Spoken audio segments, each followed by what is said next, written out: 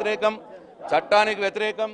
ఇవాళ కేవలం రాజకీయంగా కేసీఆర్ని టీఆర్ఎస్ పార్టీని మరి వాళ్ళ బలి చేయడానికి వాళ్ళ నరేంద్ర మోడీ గారు పూనుకున్నట్టు కనిపిస్తూ ఉన్నది. అదే చెప్తున్నాను కదా, ఈ పార్లమెంట్ ఎన్నికల్లో మరి టీఆర్ఎస్ పార్టీ నాయకులను భయభ్రాంతులు చేయడానికో కేసీఆర్ గారిని కూడా భయపెట్టడానికో ఏదో ఒక విఫల ప్రయత్నం చేస్తూ ఉన్నారు. ఎట్టి పరిస్థితుల్లో టీఆర్ఎస్ పార్టీ కార్యకర్తలు కానీ నాయకులు కానీ కేసీఆర్ కానీ ఇటువంటి పిట్ట బెదిరింపులకు బెదిరే ప్రసక్తి లేదు. తప్పకుండా రాజకీయంగా ఎదుర్కొంటాం ప్రజాక్షేత్రంలో, అట్లనే చట్టపరంగా కోర్టుల్లో కూడా ఎదుర్కొంటాం. ఎట్టి పరిస్థితుల్లో కవిత గారికి మొత్తం పార్టీ అండగా ఉంటుంది, తెలంగాణ సమాజం అండగా ఉంటుంది.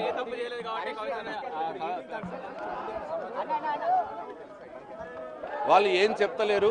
ఇప్పుడే లోపల చెప్పిన విషయం ఏంటంటే 8:45 ఫ్లైట్కు మిమ్మల్ని మేము అరెస్ట్ చేసి తీసుకుపోతున్నాం అన్న మాట చెప్పినారు. అంటే మొదలే అరెస్ట్ చేస్తామని మొదలే అనుకొని 8:45 కవిత గారి ఫ్లైట్ టికెట్ కూడా బుక్ చేసి వాళ్ళు పొద్దున వచ్చినారు. అంటే ఇంత రేవంత్ రెడ్డి మోడీ కలిసి దీని గురించి చర్చించుకోవచ్చు అనుకోవచ్చా, అట్లా ఏమన్నా ప్లాన్ చేశారు అనుకోవచ్చా? డెఫినెట్గా చోటాబాయి బడాబాయి అనుకున్నారు ఇద్దరు కూడా. మరి వాళ్ళు అనుకునే చేస్తున్న పని ఇది. కాంగ్రెస్ బీజేపీ ఒకటైపై చేస్తున్న పనిది. మరి దీన్ని డెఫినెట్గా మేము ప్రజాక్షేత్రంలో ఎదుర్కొన్నాం. ప్రీ ఎమ్మెల్యే యాక్ట్లో అంటే మనీ లాండరింగ్ యాక్ట్లో ప్రీ అరెస్ట్లు ఒక ఆడామని అరెస్ట్ చేయకూడదనే కేసు ఇవాళ సుప్రీంకోర్టులో పెండింగ్లో ఉన్నది. 19వ తారీఖు ఆ కేసు వస్తున్న సందర్భంలో కూడా సుప్రీంకోర్టులో ఈడీ అండర్టేకింగ్ ఇచ్చిన సందర్భంలో కూడా ఇవాళ అక్రమంగా వచ్చి వీళ్ళు అరెస్ట్ చేస్తూ ఉన్నారు. మరి అరెస్ట్ చేస్తున్నారా, బలవంతంగా తీసుకుపోతున్నారా, అసలు ఏమి అర్థం కాని పరిస్థితి ఉన్నది.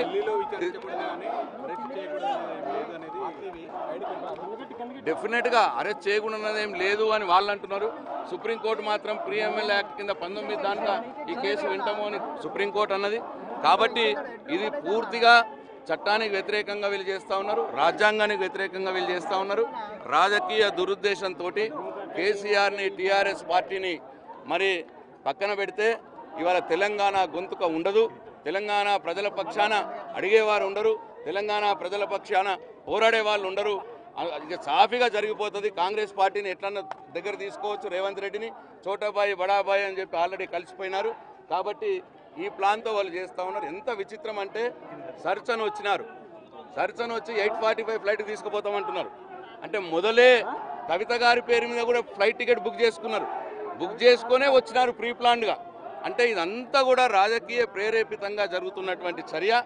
దీంట్లో ఏమీ లేదు. సర్చన్ వచ్చినారు, మరి ఏం బయటపడ్డాయో చెప్తలేరు, ఊరికే కావాల్సుకునే తీసుకుపోతామని చెప్తా ఉన్నారు. కాబట్టి డెఫినెట్గా దీని వ్యతిరేకంగా దీన్ని పూర్తిగా ఖండిస్తూ ఉన్నది టీఆర్ఎస్ పార్టీ, బీఆర్ఎస్ పార్టీ. దెబ్బ మీద దెబ్బ అనుకోవచ్చా ఈ సంఘటన కూడా? ఎందుకంటే కొంతమంది వెళ్ళిపోతున్నారు, ఎంపీలు వెళ్ళిపోతున్నారు, సిట్టింగ్ ఎంపీలు. ఇటువంటి దెబ్బలు, ఇటువంటి బ్రేక్లు చాలా చూసినాం మేము. 2001 నుంచి చూస్తూనే ఉన్నాం. కాబట్టి దీనికి మేము ఈ పిట్ట బెదిరింపులకు భయపడేది లేదు. తప్పకుండా బీఆర్ఎస్ పార్టీగా డెఫినెట్గా పోరాడతాం. అట్లనే కవిత గారిలా ఆమె పర్సనల్గా, ఆమె వ్యక్తిగతంగా చట్టంలో